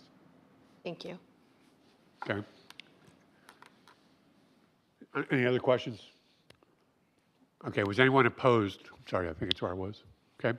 At this time, I will close the public. You can sit down, Mr. Dukes. Thank you. At this time, I will open it up to close the public debate discussion and open it up to the commission. Just one point, in the photograph that showed the property to the, I guess, the side that your building the extension on, Put that there up. was a fence. If you would put the fence, by, obviously, the property owner having that fence up, they don't need the sight line. So I don't feel like the addition is going to significantly affect too much of the sight line. Because they can't see it today. Yeah. Any other comments? And have you heard from the person at 1009? I think that's the one next door. We haven't received any official comments from them, but I believe Mr. Dukes and the owner of 1008 have been in communication with each other. Okay, thank you. Okay, at this time, I'll entertain a motion either to approve with conditions, or deny. I'll make a motion to approve pending ARB approval, What about the other two conditions? plus the other two conditions. Daniel, can you put the two existing conditions? I don't have it in my packet. Okay, we have a motion to approve with the addition of these two, plus the third, Morris's ARB. ARB approval. Yeah, I second. Second, okay. Can I raise a comment? Why would we defer, why would we want to incorporate into our resolution the approval of the ARB? It's an independent agency, they do or they don't. I don't understand legally why we incorporate their proceedings. We don't need I'll theirs. defer to. We don't need their. Yeah, it's a good point. As your lawyer, I think it's probably best just to either grant the variance, deny the variance, or grant it with conditions and not worry about what the ARB does. It's totally that. separate, unrelated process. Okay, Remove the ARB appreciate that, Mac. approval. And John, we'll remove that, just go with these two conditions as proposed by staff. I'll amend my second. You're still for it? Yeah. All right. John? Yes. Melissa? Yes. You said yes? Yes. Yes. Yes? Vince? And I'm yes, so it's approved 7-0. Thank you. We'll move on to our final case. Appreciate everyone's patience. It's a case, Question. I have worked with Martin Sisler. He's been my architect for a renovation on my house. He's the one presenting. I shouldn't recuse. It's up it's to your you. personal choice to recuse or not recuse. If anybody on the board has an objection? No, I don't. Okay. Appreciate you bringing that. Okay, I'm in. BZA 26-000005 at 85 Bittern Court. Staff? Thank you, Mr. Chair. Our last case today is case number BZA 26-000005. The applicant, Kevin and Mary Maloney, represented by Martin Keisler, are requesting a variance for the reduction of the required 15-foot side setback by approximately 3 square feet. The request for proposed renovations located at 85 Bittern Court, TMS number 207-08-00-042. The subject property is located in the R1 residential zoning district. The lot size is 15,421 square feet. The Town of Kiawah Island's Land Use Planning and Zoning Ordinance, Chapter 12, Article 2, Division 2, Section 1265, allow a maximum lot coverage of 33% of the subject property.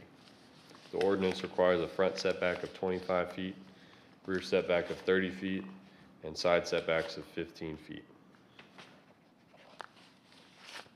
According to Charleston County records, the home was acquired by Robert and Mary Engel, January 9th, 2017.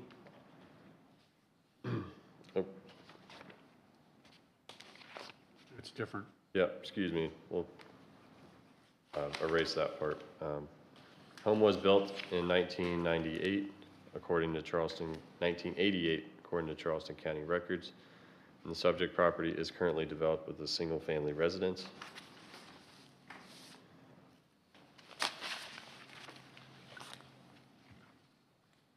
Here's a aerial view, GIS aerial view along with a zoning map aerial view. Surrounding properties within the vicinity of Bittern Court are also located in the R1 residential zoning district.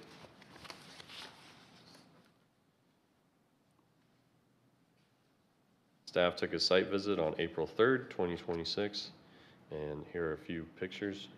Can I interject one thing?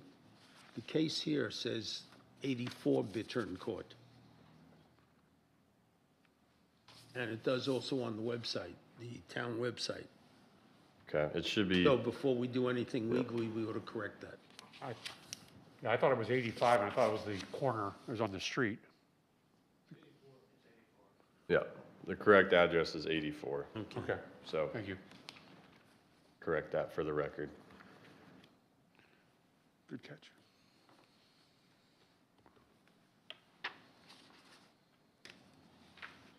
Here are a few pictures of the 84 Bittern.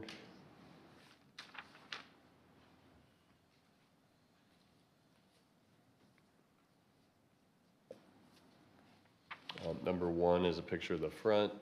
Number two is you're going to the right side of the home. Number three is the rear deck. Number four is the rear pathway at the rear. 5 is the vegetation on the left-hand side, and number 6 is the adjacent property across the street. Here's the subject property, the corner of the garage that we'll look at on this site plan.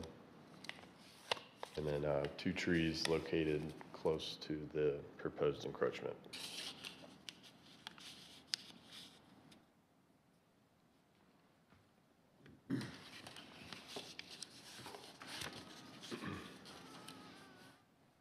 Current lot coverage is 39%. 37.1% include primary lot coverage, and 1.9% include the allowable increase towards the primary lot coverage. Portions of the existing home encroach into the side setbacks, including the HVAC stand and larger portions of the proposed, or the existing single-family residence. Here's the proposed site plan. The applicant's plans include renovating the existing garage and removing portions of the driveway. The result brings the primary lot coverage down by approximately 69 square feet, which is 0.45%. The garage renovation involves expanding the existing garage to the north, which will result in an added 22 square feet to the overall lot coverage. A section of the expansion extends approximately 3 square feet into the required 15-foot side yard setback. The applicant has applied to the Kiawah Island Architecture Review Board. The KIARB has granted approval of the proposed expansion, stating that this is approved as being in keeping with the original variance for this garage, cited for tree preservation.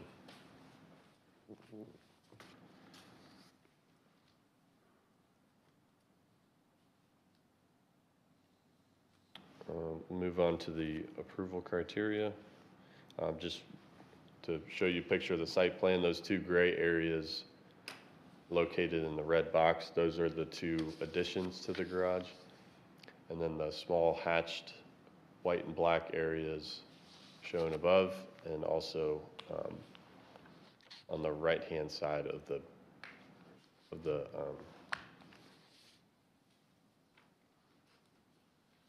this section here, will also will be removed, and this section here will be added.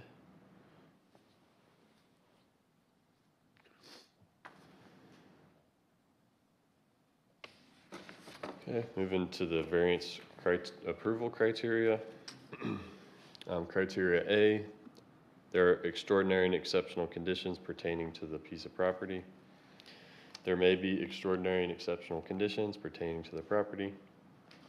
The existing garage and portions of the home are already non-conforming in regards to setbacks.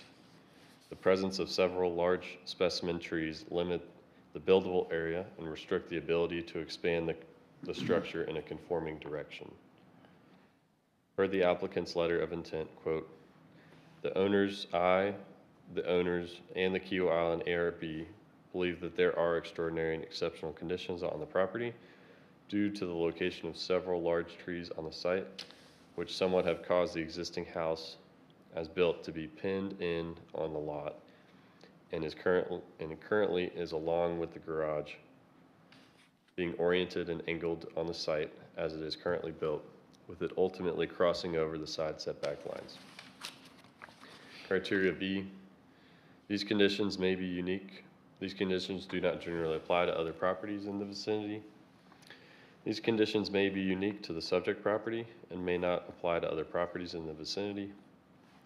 While many lots on Kiowa retain significant vegetation, the specific placement and density of large oak trees on the lot creates site-specific constraints for this particular property. Per the applicant's letter of intent, quote, although significant trees are located on many lots on Kiowa Island, the number of large oaks and other specimen trees and their placement on this particular property is fairly unique to these conditions.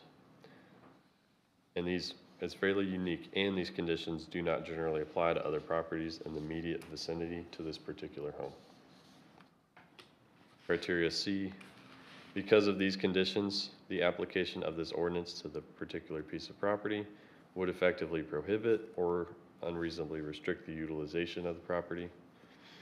The application of this ordinance to 84 Bittern Court would prohibit the construction of the proposed garage expansion. However, it would not unreasonably restrict the utilization of the property. Per the applicant letter of intent, quote, the application of this ordinance may have originally prohibited the construction of the existing garage structure, and therefore it appears an original variance was granted, allowing it to be built as it currently exists on site. As such, we believe the application of this ordinance, because of the overall existing site conditions, would again prohibit the enlargement of the garage and its full utilization without the granting of an additional variance for the property. Criteria D, the authorization of a variance will not be of substantial detriment to adjacent properties or the public good, and the character of the zoning district will not be harmed by the granting of a variance. The authorization of this variance may not be of substantial detriment to the adjacent properties or the public good. Per the applicant's letter of intent, quote, we further believe that the authorization of this variance would not be of any substantial detriment to any adjacent property, the public good, and would not harm the character of this residential zoning district. This further building encroachment past the setback line is also in keeping with the rationale determined for the granting of the original setback variance when the home was originally built. Criteria E, the BZA shall not grant a variance, the effect of which would be to allow the establishment of a use not otherwise permitted in a zoning district, to extend physically a non-conforming use of land, or to change the zoning district boundaries shown on the official zoning map. Granting of this variance would not extend a non-conforming use of land, but rather allow for minor physical expansion of a non-conforming structure. Per the applicant's letter of intent, quote, granting of this additional variance for the garage enlargement of encroachment further past the side yard setback line will not allow the establishment of a use not otherwise permitted, extend physically a non-conforming use of land, or change the zoning district boundaries by any means. Criteria F, the fact that the property may be utilized more profitably should a variance be granted may not be considered grounds for a variance. The BZA may not consider profitability when considering this variance request. Per the applicant's letter of intent, quote, this renovated and enlarged garage structure may allow the property to be utilized more profitably if a variance is granted, but the ultimate goal of the owners for receiving a variance is the ability to park both of their vehicles within their enlarged two-car garage, and also to free the existing guest parking space for actual visitors to use instead of the owners. Criteria G, The need for the variance shall not be the result of the applicant's own actions. The need for the variance may not be the result of the applicant's own actions. The home is non-conforming regarding setbacks. The home was purchased in 2017 with the garage already situated in a non-conforming location.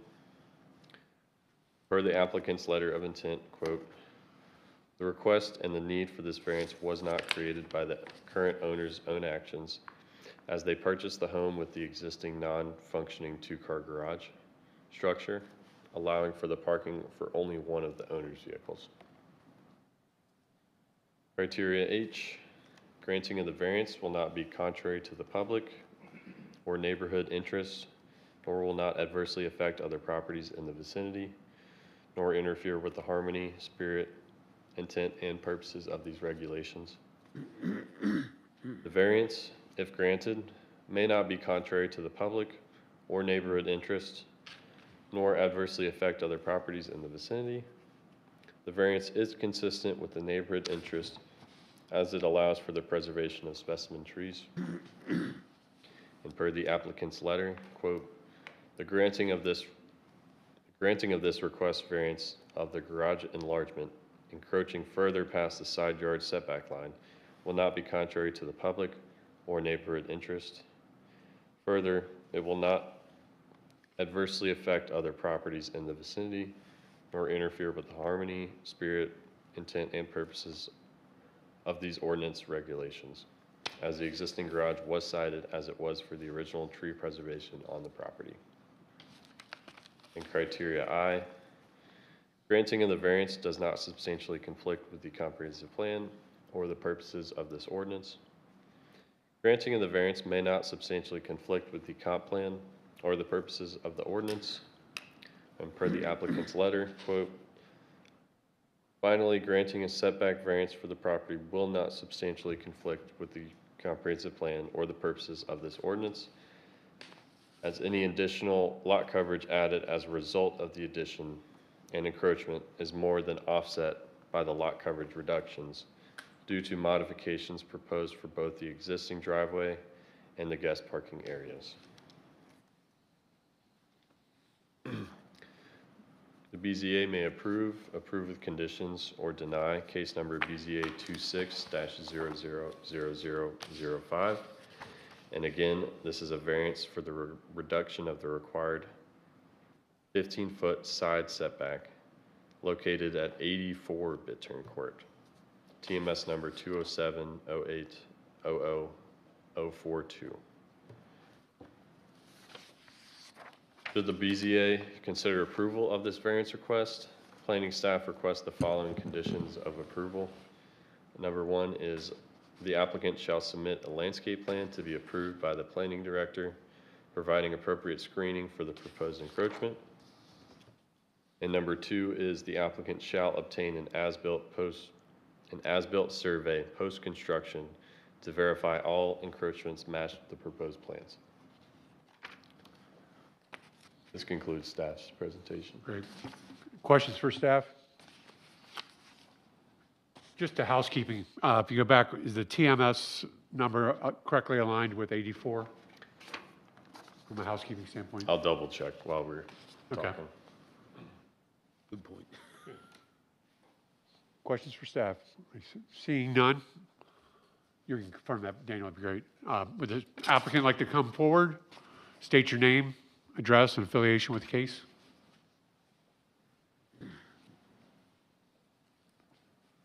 I'm Martin Sizzler is my last name, and I'm with Martin Sizzler Architect, representing Bill and Mary Maloney at 84 Bittern Court. Don't really have a whole lot more to add. Again, I worked in conjunction with the Key Island ARB to find a solution to being able to make this garage work better for the clients. They only have one existing guest parking spot. The existing garage has a staircase that comes into the garage so much that you can't park two cars in it. So that's part of why we're expanding it. And then we're trying to get a guest parking spot back on their lot. And they only have, basically right now it's an oversized 1.5, but they can't even park two cars. That's part of why we're doing the trade-off on the lot coverage to be able to get this extra space in the garage to make it a little bit larger. Okay. Questions for the applicant? Seeing none that side? This side? Okay, thank you. Okay, thank you. Anyone here that's left to speak in for or against? Did we hear anything from 85 or 83?